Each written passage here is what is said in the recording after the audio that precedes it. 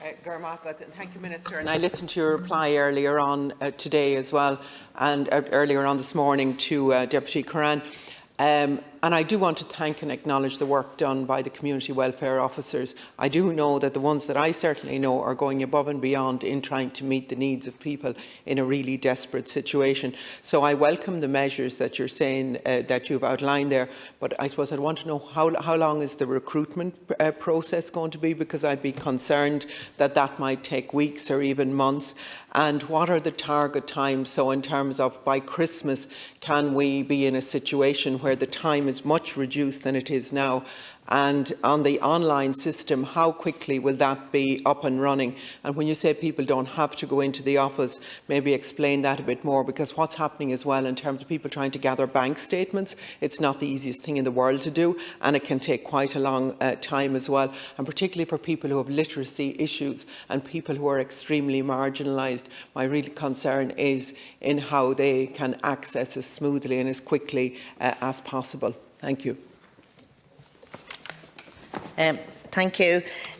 Well, just to say that agreement has been reached with the Department of Public Expenditure and Reform for an additional 289 staff for the department, that's for the whole department, and of whom about 80 will be allocated to community welfare service. These staff will be at all grades and will increase the capacity of the community welfare officers to focus on making decisions on complex applications and meeting with claimants locally as required. So, as I said, we have approval, they're going ahead, that there's a process there and it has to be gone through, but they're going to obviously increase resources in that area as quickly as possible.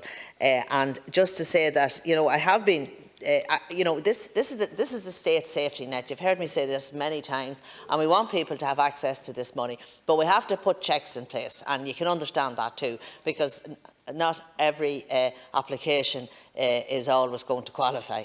Sorry, is my time up? Wasn't running so okay, sorry. I'm confusing you. No, you're right. So, as I say, not every application is going to qualify. So there's a lot of applications coming in, and but we have made a number of changes to try and simplify the process, make it easier for people to access the additional needs payment. We have the National Helpline phone number. We developed the new income guidelines aligned with those for the work and family payment. And we put these up on our website while still ensuring that the local community welfare officer has discretion. We got rid of the 30-year rule, 30-hour rule.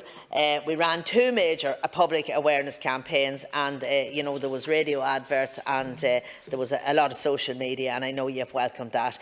So the campaign has worked. There's more people aware that this is available to help them out, and there's more people applying for it. And when you look at the end of September, we have approved over 66,000 applications, and that's a 60% increase on the same period last year. So there's a massive increase by any yardstick, and in fairness, the community welfare officers around the country, they are doing a great job to help people, and we all know that, and they help them out when they need it. Thank you, Minister, for your response, and I hope that things will be speeded up. I think the message that needs to go out from here today is that people shouldn't wait until the very last moment before contacting the community welfare officer, that they should know that there will be at some length of time. I'd also want to ask you around people. I'm finding an awful lot, but has been for a long time, even before the most immediate pressures, is people who cannot afford to get to hospital appointments. So if you're in Mayo and you have to try and get transport to your hospital appointment, there's no public transport, that's a real need there, that can wipe out somebody's whole income for the week if they're on a social welfare payment or whatever. So I would ask for as much flexibility as possible to be around those payments so that people can get to vital hospital appointments, and that they can get the money that they need for it. Thank you. Thank you. Well, just can I say, if there's any particular long delays in any particular area, bring them to my attention, and I'm happy to address them, and just to see if there's a problem there that we need to sort out. You're right, Deputy, when you say people shouldn't wait till the last minute to go to the community welfare officer. If they could at all, if they think there's going to be a problem, they should put in their application as to what it would be. So the average is 4 weeks, but if there's an urgent need, it'll get dealt with straight away.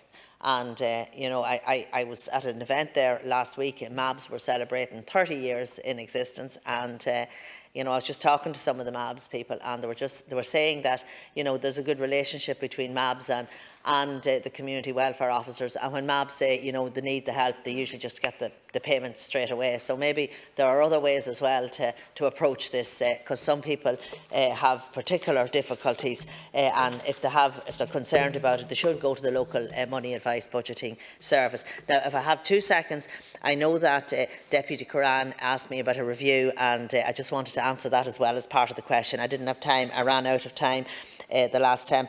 It's about a review in 2021. Just to say that, as is the case with any large customer service organisation, the department is constantly reviewing and refining its operational procedures and management structures.